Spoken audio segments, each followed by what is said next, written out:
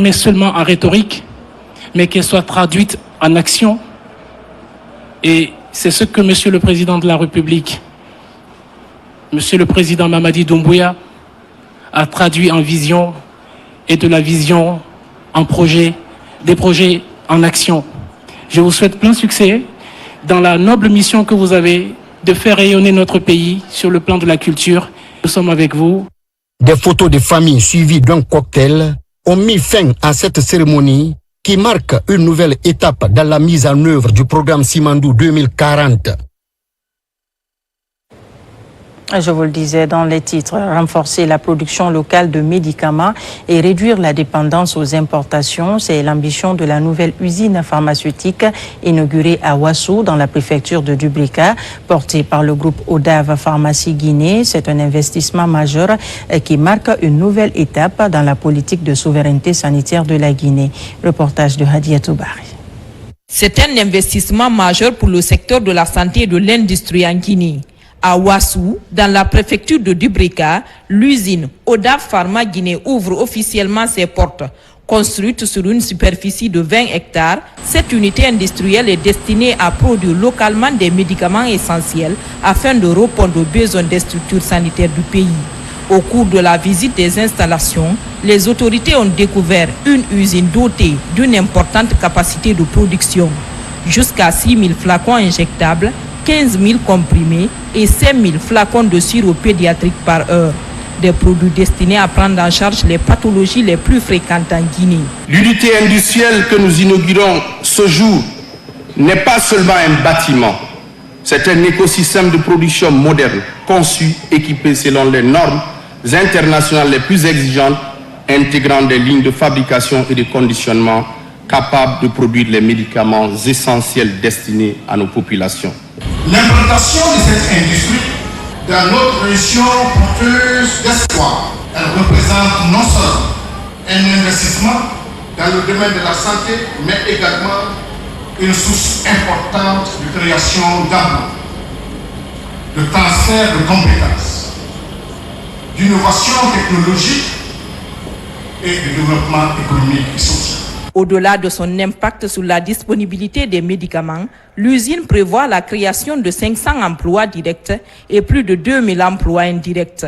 Avec cette inauguration, la Guinée compte désormais 3 unités de fabrication pharmaceutique, une avancée importante dans la stratégie nationale de réduction des importations de produits pharmaceutiques et de renforcement de la souveraineté sanitaire. Au-delà de l'acte inaugural, ce moment porte une signification plus profonde. Il traduit le mouvement d'un pays qui choisit de produire davantage, de dépendre moins et de bâtir progressivement les fondations d'une souveraineté sanitaire. Cette inauguration est d'autant plus importante qu'elle intervient dans une séquence remarquable pour notre pays. En l'espace d'un trimestre, la Guinée inaugure sa 3e industrie pharmaceutique. Ce rythme n'est pas ordinaire. Il relève de la dynamique nouvelle portée par la vision de son Excellence, Monsieur le Président de la République, son Excellence, Monsieur Mamadi Doumbouya. Pour le gouvernement, cette infrastructure illustre la volonté de bâtir une industrie pharmaceutique capable de répondre aux besoins du pays tout en soutenant la croissance économique. La Guinée est très heureuse d'accueillir des investisseurs venant de tous les coins du monde pour apporter leur savoir-faire, pour partager des connaissances, faire profiter à notre économie des facteurs de transformation indispensables pour vaincre le sous-développement et plus particulièrement la pauvreté. Au-delà de l'inauguration de Odav Pharmacie, c'est la concrétisation symbolique d'une démarche politique que le président Doumbouya a lancée dès le 5 septembre 2021. Entre production locale de médicaments, création d'emplois et développement industriel, Odav Pharma Guinée marque une nouvelle étape dans la construction d'une Guinée plus autonome sur le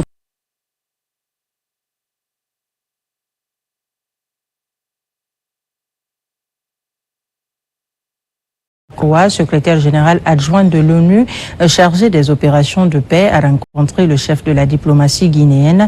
Au menu des échanges, coopération multilatérale, enjeux de paix et rôle de la Guinée au sein de l'Organisation des Nations Unies. Le point avec Makeme Donso. L'émissaire onusien est porteur d'un message de M. Antonio Guterres, secrétaire général des Nations Unies, à son Excellence Général Mamadi Doumbouya, président de la République, chef de l'État. M. Jean-Pierre Lacroix salue les efforts consentis par la Guinée au sein des Nations Unies, notamment dans le cadre des opérations de maintien de la paix. Il a rendu un vibrant hommage aux soldats guinéens pour leur engagement au service de la sécurité internationale. La Guinée a fait beaucoup pour nous, a fait beaucoup pour les Nations Unies en général et le maintien de la paix en particulier. Les peacekeepers guinéens ont payé un prix aussi, un prix pour certains de leur vie. Et je voudrais leur rendre hommage aussi, rendre hommage à leur sacrifice. Et puis, bien sûr, l'autre objet de cette visite, c'est voir ce qu'on peut continuer à faire ensemble, comment poursuivre notre coopération et la développer. Au nom du chef de l'État, son Excellence Dr Morisanda Kouyaté a souhaité la bienvenue à son hôte tout en saluant l'excellence des relations de coopération entre les deux parties. Il est là avec un message du secrétaire général des Nations Unies qu'il va transmettre au chef de l'État, au président de la République. Et comme il l'a dit tout à l'heure, la Guinée et les Nations Unies, c'est une longue histoire, mais une bonne histoire aussi. La place de la Guinée depuis notre adhésion à cette organisation multilatérale. Nous avons eu des contributions de part et d'autre, l'un pour l'autre. Donc, une fois de plus, au nom du chef de l'État, je lui souhaite la bienvenue en Guinée. Depuis quelques jours, un véritable ballet diplomatique s'est mis en place avec les arrivées des ministres des Affaires étrangères du Sénégal et de la Mauritanie, ensuite de l'homme d'affaires nigérian Aliko Dangote, et maintenant le secrétaire général adjoint des Nations Unies chargé de la paix. Des visites de travail qui sont le résultat de la refondation diplomatique en cours. Autre titre de ce journal, après 3 jours de travaux, finit la 39e réunion annuelle du CREDAF, cercle de réflexion et d'échange des administrations fiscales. Plusieurs présentations ont été faites sur des thématiques comme l'analyse des risques et cette bonne nouvelle, la Guinée brigue pour la seconde fois la présidence du CREDAF. Pour finir en apothéose, des activités culturelles ont été organisées afin de détendre les différentes délégations. Mohamed Siyasouma. Conakry a été le théâtre de la fiscalité internationale. Entre autres thématiques débattues, l'analyse des risques et la sécurisation des données fiscales. Autour des panels, chaque pays partage ses expériences, ce qui a permis de filtrer les bonnes pratiques devant être exploitées à l'avenir au sein du CREDAF. Étape cruciale de cette 39e réunion annuelle, Fatoumata Foula Diallo de la Guinée devient la présidente de l'institution. Le cap est fixé. À son Excellence, Monsieur le Président, je vous renouvelle ici l'expression de ma profonde reconnaissance et de mon indéfectible engagement. Je tiens également à rendre un hommage mérité à mon prédécesseur, le président sortant. Je veillerai à ce que nos travaux débouchent sur des propositions opérationnelles, à ce que les voix des pays membres soient portées avec force au sein des instances internationales. La Guinée occupe la présidence du CREDAF pour la 2e fois après le mandat de 2023. Une seconde responsabilité vivement saluée. Le CREDAF continuera de vous accompagner à travers ces séminaires, ces groupes de travail thématiques, ces plateformes d'échange, ces projets de formation. Je veux pour conclure adresser mes vœux de plein succès à Madame Fatoumata Foula Diallo, nouvelle présidente du CREDAF. Alors que s'achèvent nos travaux, une conviction s'impose. Les réflexions menées au cours de ces 3 jours constituent moins un aboutissement qu'un point de départ. Les recommandations formulées sur des enjeux aussi essentiels que la sécurisation des données fiscales, la continuité des activités, la gestion des crises et des catastrophes naturelles, ainsi que la prise en compte du genre dans les politiques fiscales devront nourrir les actions et les orientations stratégiques du CREDAF dans les années à venir. Au-delà de la sécurisation des données fiscales et l'analyse des risques, le contrôle fiscal se greffe à la série de thématiques développées lors de cette 39e édition du CREDAF. Il est essentiellement question de contrecarrer la fraude, un des défis pour la nouvelle présidence, assurée par la Guinée. La Guinée et la Côte d'Ivoire renforcent leur coopération économique. À Conakry, un business forum dédié au secteur du bâtiment et des travaux publics réunit décideurs et opérateurs économiques des deux pays. Au cœur des échanges, les opportunités d'investissement, les partenariats industriels et le développement des infrastructures. Noumousso Diakité, Marwan Kamara. Conakry accueille le Forum économique sectoriel du bâtiment et des travaux publics. Un rendez-vous international qui mobilise les acteurs publics et privés de la Guinée et de la Côte d'Ivoire. Objectif, échanger sur les possibilités de collaboration et les projets susceptibles de soutenir la croissance économique des deux pays. Le programme est porté par le groupe ivoirien du bâtiment et des travaux publics. Cette mission économique sectorielle est la première qu'organise le groupement ivoirien du bâtiment et des travaux publics, et le choix de sa première destination a été porté sur la Guinée. Les peuples guinéens et ivoiriens partagent depuis de longues années des liens fraternels très forts, ce qui représente des opportunités que nos entreprises devraient saisir. Cette vision dépasse largement le cadre d'un projet minier. Elle porte l'ambition de construire une économie plus diversifiée, plus industrialisée, afin de transformer le maximum de matières premières sur place. Cette initiative intervient dans un contexte marqué par l'ambitieux chantier de refondation engagé par les autorités guinéennes. Un programme qui s'inscrit dans la dynamique du projet Simandou 2040 destiné à transformer durablement l'économie nationale à travers la modernisation des infrastructures. Le forum s'inscrit dans la vision de son Excellence, Monsieur le Président, qui veut de la Guinée un pays attractif, et nous, les jeunes entrepreneurs, nous devons profiter de cette opportunité afin d'être plus professionnels dans le domaine de BTP. Ces chantiers représentent des opportunités concrètes pour les entreprises guinéennes et ivoiriennes.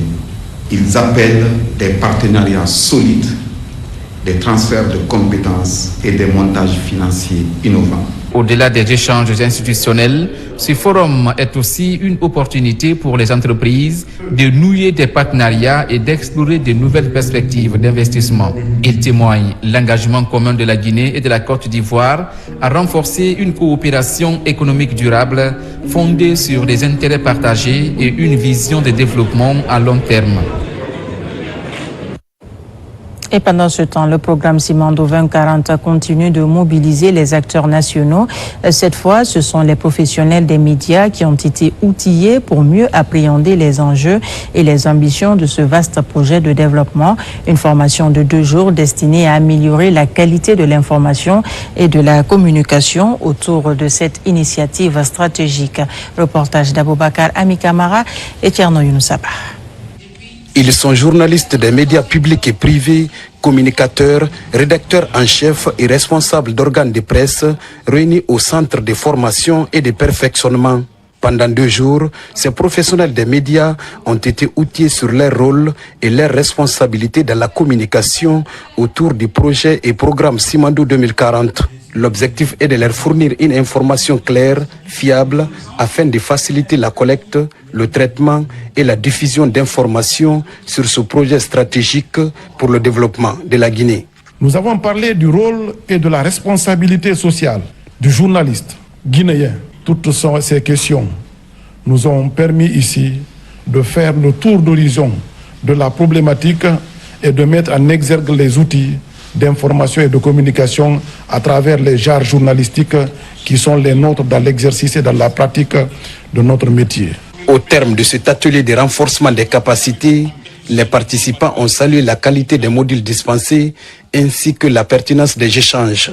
Ils ont souligné que cette formation leur permettra de mieux comprendre le programme Simandou 2040 et d'assurer une couverture médiatique professionnelle et équilibrée. Notre rôle en tant que journaliste s'inscrit dès lors dans un défi d'explication, de sensibilisation et de mobilisation de l'ensemble des forces nationales afin d'aligner les énergies et les objectifs sur l'atteinte des ambitions fixées dans le programme Simandou 2040. Au nom du ministre Mourana Souma, je voudrais dire toute la satisfaction du département dans l'organisation de cette formation. Il s'agissait de faire en sorte que les journalistes guinéens, une vingtaine, soient outillés pour comprendre quelle était la différence entre le programme Simandou 2040, qui est la vision du président de la République Mamadi Doumbouya, et le projet Simandou. Je pense qu'aujourd'hui, devant tout le monde, je peux prendre l'engagement que le ministère de la Communication et de l'économie numérique et de l'innovation prend cet engagement, d'autant plus que le ministre Mourana Souma fait en sorte que la formation soit un cheval de bataille, d'autant plus que nous avons un centre de formation suffisamment outillé, suffisamment rigoureux pour proposer des modules qui peuvent être pertinents pour les Guinéens. Président de la cérémonie de clôture, le secrétaire général du ministère de la Communication, de l'économie numérique et de l'innovation a réaffirmé l'engagement du département à accompagner les professionnels des médias dans leur mission d'information. Il a insisté sur le rôle essentiel de la presse dans la sensibilisation des citoyens et la valorisation du projet Simandou 2040. À Paris, la Guinée et la France consolident leur partenariat au service de la modernisation de l'administration publique après 5 mois de formation intensive à l'Institut national des services publics. 22 cadres guinéens ont achevé avec succès le cycle initié à Guinée. La cérémonie de clôture s'est déroulée en présence des autorités guinéennes et françaises. Les détails avec notre envoyé spécial, Mamadi Tierna Kamisoko. À Paris, c'est l'aboutissement de plus de 5 mois d'apprentissage et de découverte de meilleures pratiques administratives.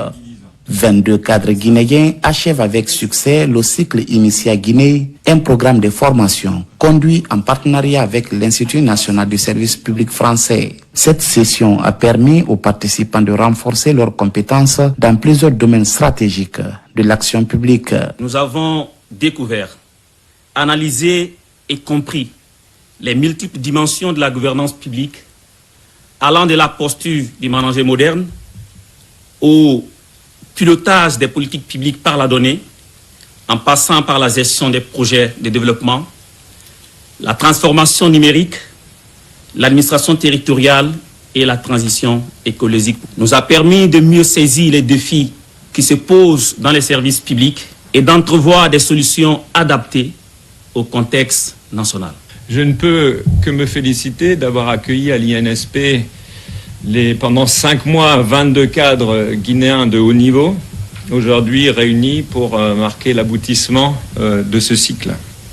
Je crois que l'on peut dire sans embâge que tous rassemblés aujourd'hui, nous partageons la même ambition, former des cadres publics d'excellence pour améliorer durablement la qualité du service public, dans la continuité de la réforme de la formation, de la haute, de la fonction publique tout court.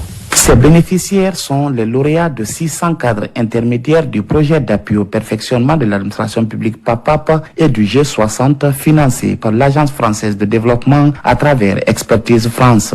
Une expérience de perfectionnement de haut niveau au contact de l'expertise française et des valeurs du service public. Le partenariat qui a été construit montre combien la coopération entre nos institutions peut produire des résultats concrets et durables au service de la modernisation de l'administration publique guinéenne. L'objectif de cette formation s'aligne avec l'ambition portée par Simandou Academy pour préparer une nouvelle génération de cadres publics. Aujourd'hui, nous nous retrouvons ici à Paris, dans ces locaux très prestigieux, pour constater avec fierté le chemin parcouru et célébrer les résultats obtenus. Cette cérémonie constitue certes la clôture d'un programme de formation, mais elle représente surtout une étape importante dans le vaste chantier de transformation de l'administration publique engagé sous le leadership de son Excellence Mamadi Doumbouya, président de la République, chef de l'État. Et le programme que nous sommes en train aujourd'hui de clôturer va générer des effets qui contribueront à la trajectoire de modernisation que nous avons lancée il y a quelque temps. C'est pour cela que je peux vous rassurer que ces attestations qui ont été remises aujourd'hui ne resteront pas de simples papiers.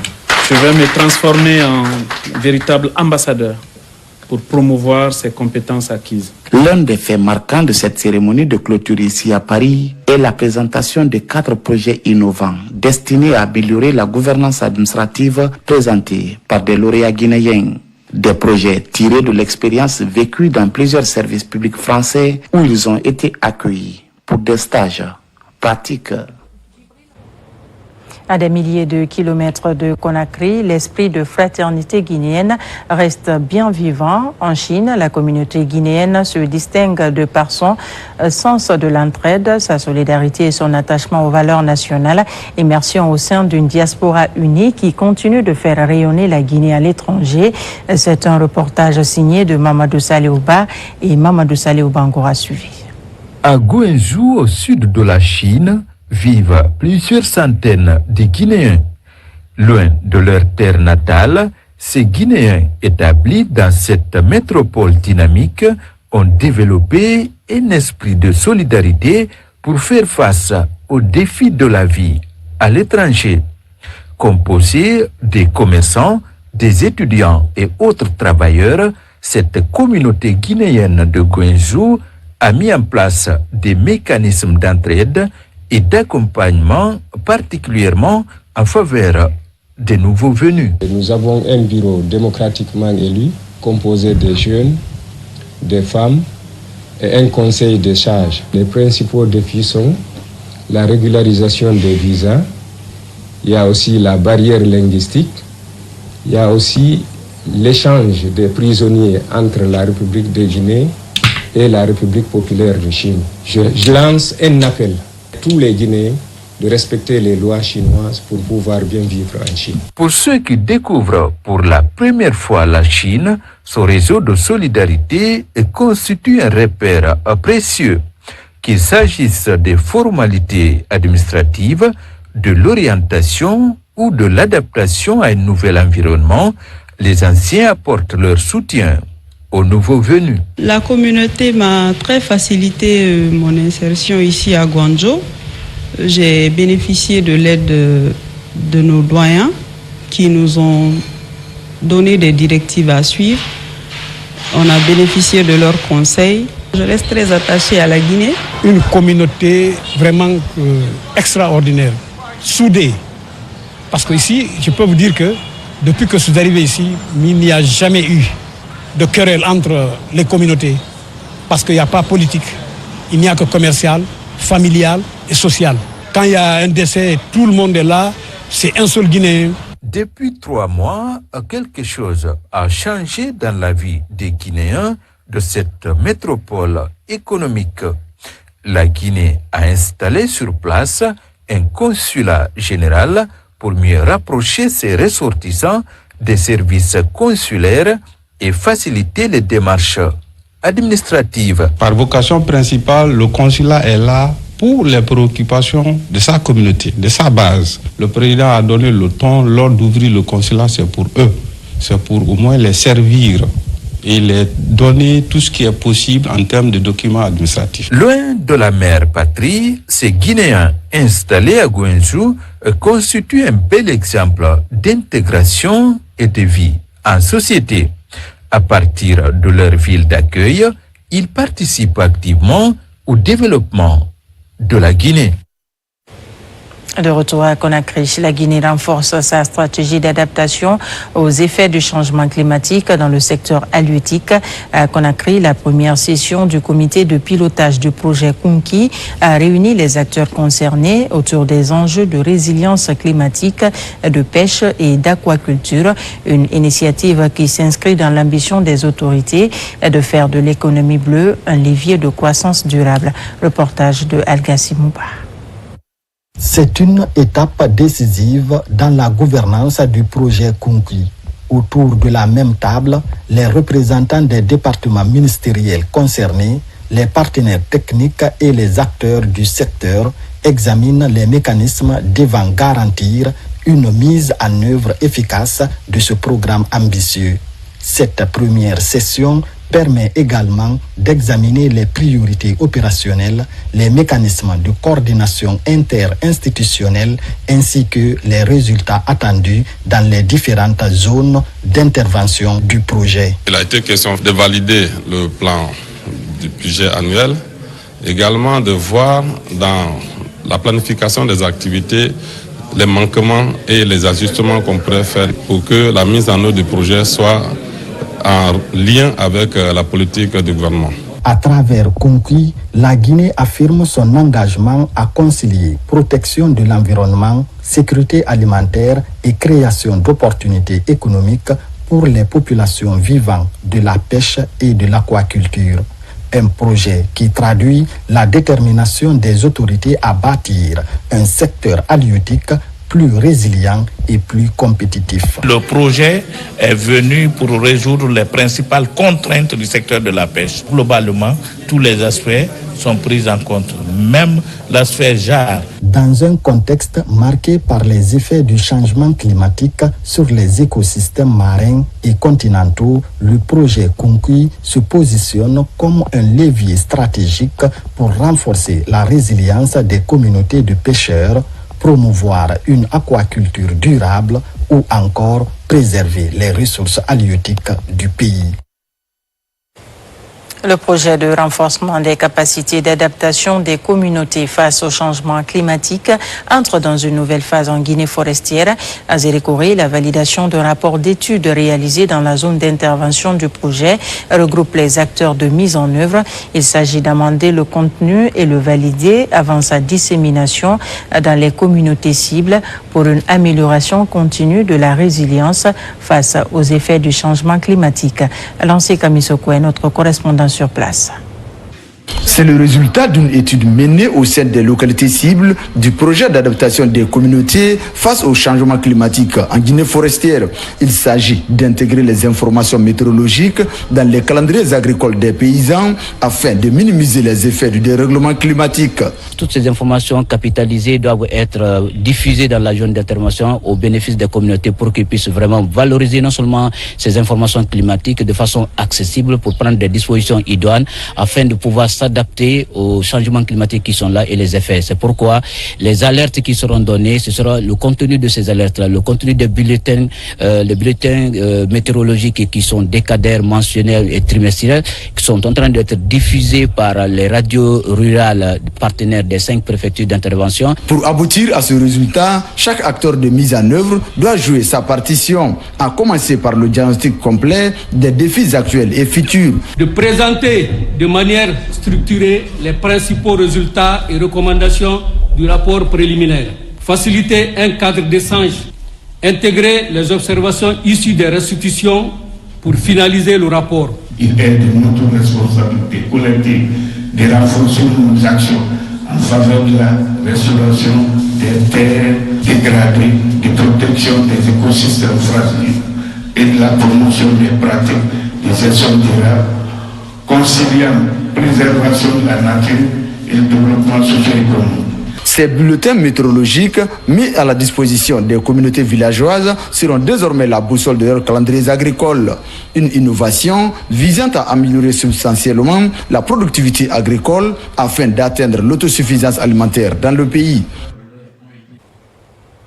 Émotion et consternation à Sigiri après un éboulement meurtrier sur un ancien site minier de Bouré-Quintignan. Le bilan fait état de 7 morts et 4 blessés selon la Croix-Rouge locale. Face à ce drame, les autorités ont exprimé leur solidarité aux familles des victimes et assuré une prise en charge des blessés. Compte rendu, Diamokaba. La journée du dimanche 7 juin 2026 a été une journée difficile à Bouré-Quintignan. Sur cet ancien site minier à 14 heures, un effondrement a été enregistré. Résultat, des pertes en vies humaines et des blessés. Quand nous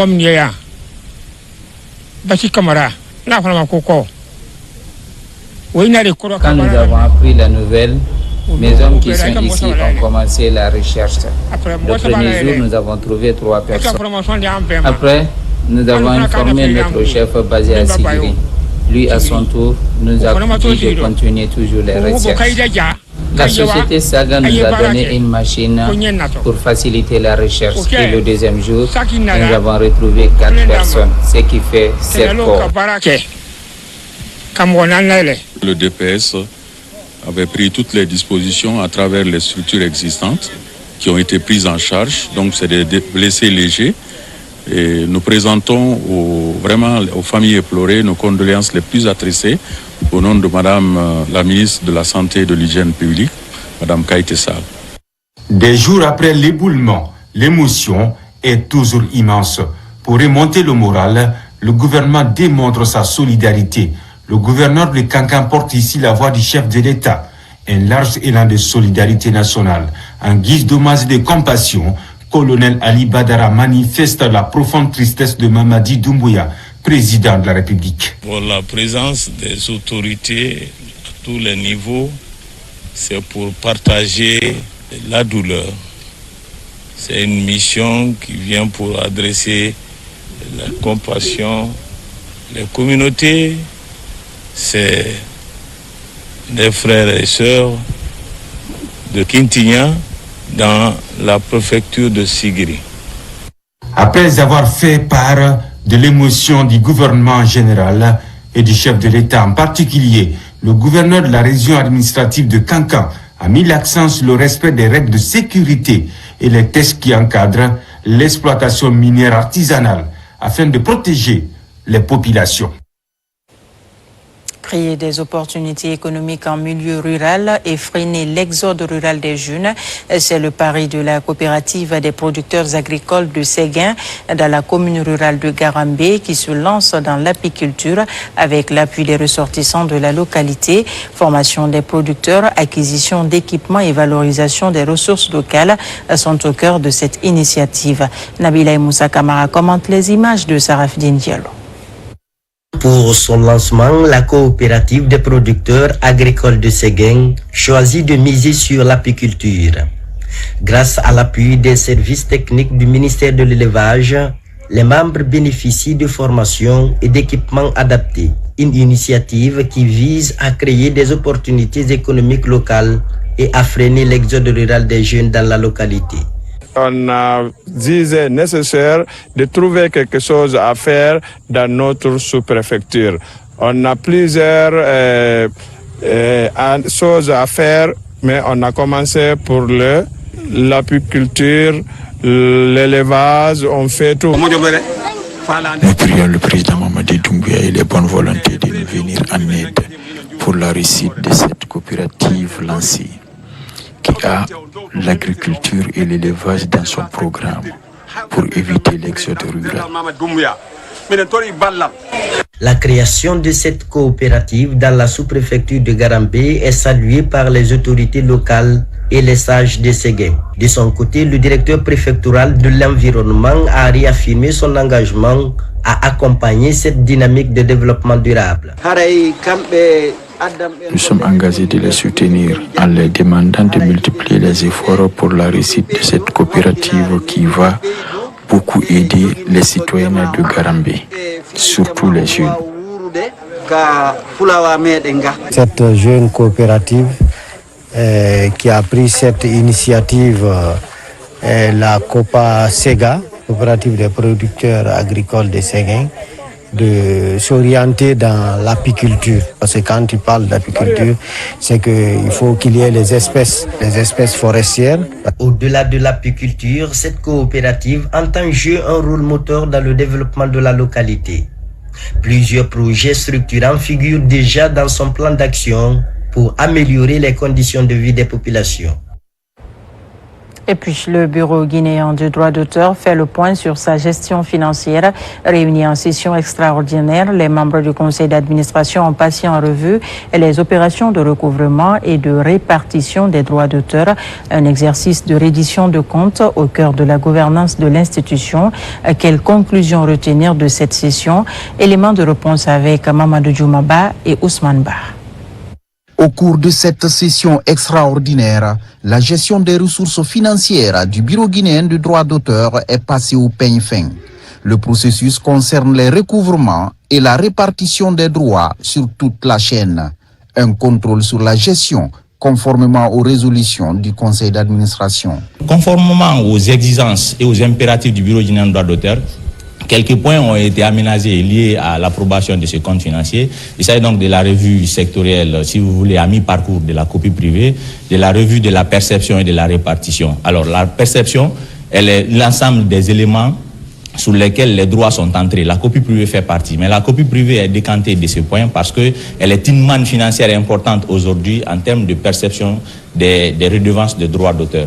Elle fera donc l'objet d'examen et l'ensemble des droits seront examinés en termes de recouvrement qu'on appelle perception et aussi en termes de répartition qu'on appelle l'obligation du Bureau guinéen de droit d'auteur à l'égard des ayants droit. Au menu des débats, 5 points spécifiques sur la transparence dans la gestion des droits. Une gestion qui s'avère reluisante aux yeux du conseil d'administration. Nous avons une équipe qui maîtrise parfaitement le mécanisme et nous, je pense que 2027 va nous servir d'aller vendre le modèle guinéen à l'international en commençant par l'Afrique de l'Ouest, nos voisins, pour aller vers d'autres horizons. Ça veut dire aujourd'hui que à partir de l'assistant qui est au BGDA jusqu'à nous qui sommes administrateurs, passant par la direction générale, nous maîtrisons parfaitement les outils qui nous permettent aujourd'hui de rendre nos auteurs heureux. Donc les perspectives sont très bonnes. Les résultats obtenus ouvrent la voie à de nouvelles perspectives permettant d'améliorer davantage la gestion des droits d'auteur au bénéfice des acteurs culturels, créateurs d'œuvres. Dans le secteur de l'éducation, briser les tabous et garantir la dignité des jeunes filles en milieu scolaire, à Conakry, les autorités éducatives ont procédé au lancement d'un projet de lutte contre la précarité menstruelle dans les écoles. Une initiative portée avec l'appui de partenaires sanitaires et appelée à être étendue progressivement à l'ensemble du pays. On en sait plus avec Abdelaziz Baldé. Chaque mois, des milliers de jeunes filles en Guinée manquent les cours pour une raison purement biologique, faute d'accès à des protections hygiéniques adaptées. C'est pour mettre fin à cette injustice silencieuse que la campagne Menstrue sans tabou a officiellement pris vie ce matin à Koleya, dans la commune de Matam. Portée avec vigueur par le ministère de l'Éducation nationale à travers sa direction nationale de la santé scolaire, ce projet s'attaque de front à un sujet encore trop souvent relégué dans l'ombre. Une fille sur 4 manque l'école pendant 3 à 5 jours chaque mois, faute de protection hygiénique adaptée. Nous ne pouvons pas accepter qu'un phénomène naturel propre à la condition féminine devienne un facteur d'exclusion scolaire. Dans ce combat pour l'équité, le gouvernement guinéen n'est pas seul. Des partenaires techniques et financiers de premier plan, à l'instar de l'Organisation mondiale de la santé et du groupe Total Énergie, se mobilisent. Concrètement, le projet prévoit la distribution gratuite de kits sanitaires adaptés, mais aussi un vaste programme de sensibilisation dans les écoles. En soutenant ce projet, nous faisons le choix d'une action concrète. Parce qu'à travers ce projet, ce sera 16 écoles qui seront touchées, plus de 5 000 jeunes filles qui seront impactées et plus de 80 000 serviettes hygiéniques à distribuer. Ce sont des chiffres qui parlent d'eux-mêmes. En s'attaquant de front à la précarité menstruelle, la Guinée s'aligne sur les standards internationaux du droit des femmes et de l'enfant. Une initiative accueillie comme une véritable bouffée d'oxygène. Investir dans la dignité d'une jeune fille, c'est investir dans l'avenir de toute une nation. C'est protéger une future enseignante, une future entrepreneur, une future scientifique, une future dirigeante. Je renouvelle ici notre engagement à poursuivre cette dynamique afin qu'aucune fille ne soit laissée de côté. Je pense que l'État déjà est en train de prendre les mesures parce que déjà le ministre était là. Je pense que vraiment c'est une chose qui est vraiment bien. Ça peut aider aux jeunes filles de se sentir suite à leur menstrues. Au-delà de la distribution matérielle, le grand défi de cette campagne reste la sensibilisation. Libérer la parole dans les classes pour que les menstruations ne soient plus synonymes de honte ou de discrimination, mais simplement de vie. Et pour terminer, la Guinée célèbre ce 13 juin la journée internationale de sensibilisation à l'albinisme, placée sous le thème « Je suis fier de ma peau ». Célébrons toutes les couleurs de peau. Cette journée met en lumière les progrès réalisés dans la protection et l'inclusion des personnes atteintes d'albinisme. À cette occasion, notre rédaction revient sur les actions menées pour promouvoir la sensibilisation et lutter contre les préjugés. Mohamed De Camara. La journée internationale de sensibilisation à l'albinisme est célébrée le 13 juin de chaque année. Elle a été instaurée par les Nations Unies pour promouvoir les droits à l'inclusion et à la protection des personnes atteintes d'albinisme à travers le monde. Cette 12e édition reprend le thème « Fier de ma peau, célébrons toutes les couleurs de peau ». La Guinée a été le premier pays à protéger par la loi les personnes atteintes d'albinisme adoptées le 30 avril 2021. Notre pays, la Guinée, est l'un des rares à avoir une loi spécifique sur l'albinisme.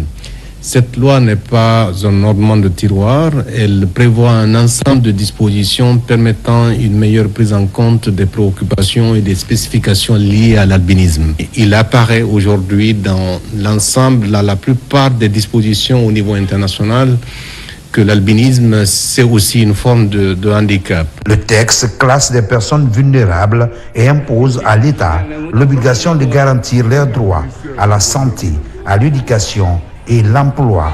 Il prévoit aussi des sanctions lourdes contre les crimes rituels. L'albinisme est une anomalie génétique et héréditaire et ne pas disposer de mélanine dans son corps au niveau de la peau peut prédisposer cette personne-là à des risques majeurs. L'intervention de l'État ne se limite pas à l'aspect juridique.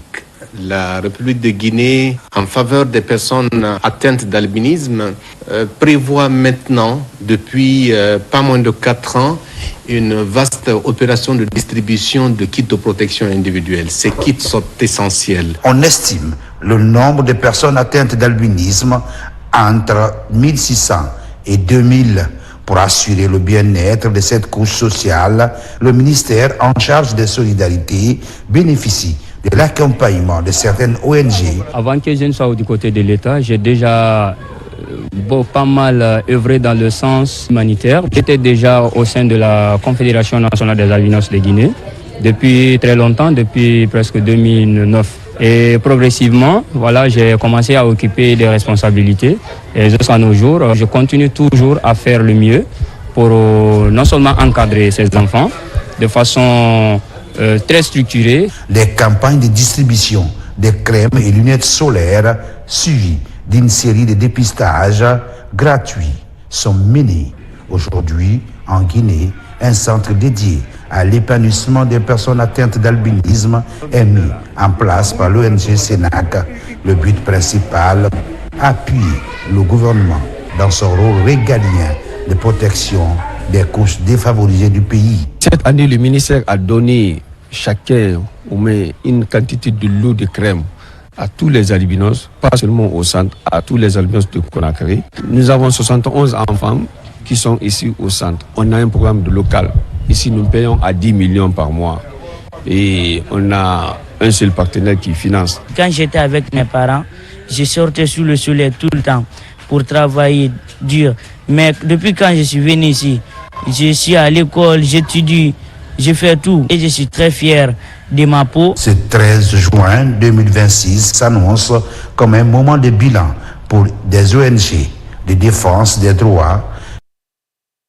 La solidarité devrait envisager des dispositifs pour garantir la sécurité et l'accès aux soins pour les personnes atteintes d'albinisme. Un mot de sport avec la Coupe du Monde sur les antennes de la RTG. À partir de 22h, vous pouvez donc suivre le match entre le Brésil et le Maroc. Toute l'équipe technique et sportive est mobilisée pour vous faire vivre cette belle affiche. Et c'est la fin de ce journal. Merci de nous avoir reçus chez vous. L'actualité se poursuit sur notre vrtgguinée.info. Je vous retrouve la semaine prochaine pour d'autres actualités de la Guinée, notre paradis, terre de richesse et d'innovation.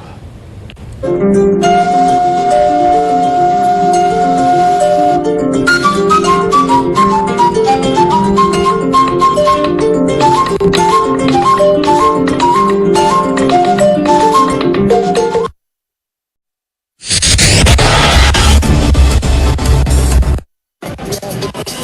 un projet qui ambitionne de redessiner le visage urbain de la capitale guinéenne à Lambani, au nord-ouest de Conakry. Les cités Voile Blanche et Nova Marina ont été officiellement présentées au public. Implantée en bordure de l'océan Atlantique, la nouvelle ville de Conakry s'étendra sur une superficie d'environ 700 hectares, un vaste programme immobilier et urbanistique qui se veut à la fois moderne, durable et inclusif. Nous sommes réunis aujourd'hui pour le lancement officiel des travaux et de la commercialisation de deux projets résidentiels majeurs. La première phase de la nouvelle ville de Conakry, Nova Marina et Xinchen Voile Blanche. La nouvelle ville de Conakry se veut une cité côtière moderne, développée selon le principe d'une planification du pied et d'une mise en œuvre par phase. Elle deviendra à terme un pôle urbain intégré de premier plan en Afrique de l'Ouest. Nous comptons à construire une nouvelle ville, 3 fois plus que Galoum. Ça sera une nouvelle ville de vie complètement nouvelle de Conakry. Alors le premier atout, on dirait l'avantage, c'est l'infrastructure. L'eau de ETG et de SEG qui est bien aménagée, bien conçue à l'avance. Actuellement, nous sommes en partenariat avec les services publics pour offrir de l'eau et l'électricité publique dans la cité. Deuxièmement, c'est des infrastructures de voirie et de canalisation et de traitement de déchets.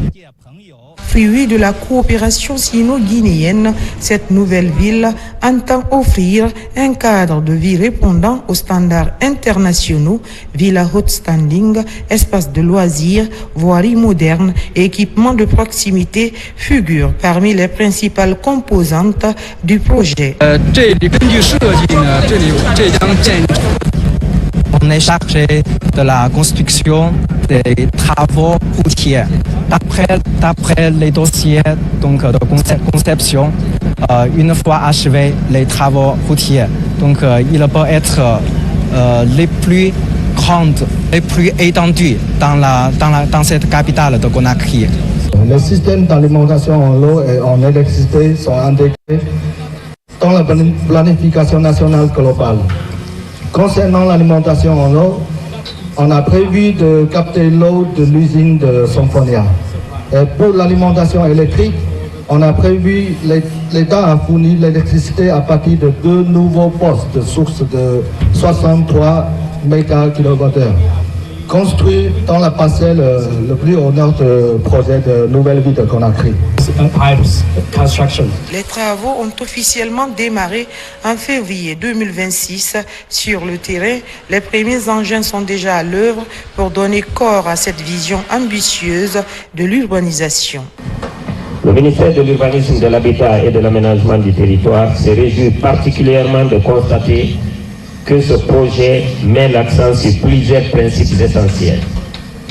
La sécurité foncière, le respect du cadre réglementaire, la qualité architecturale et technique des ouvrages, l'intégration des infrastructures urbaines, la sécurité des résidents et la mise en place des services de proximité adaptés aux besoins des ménages modernes.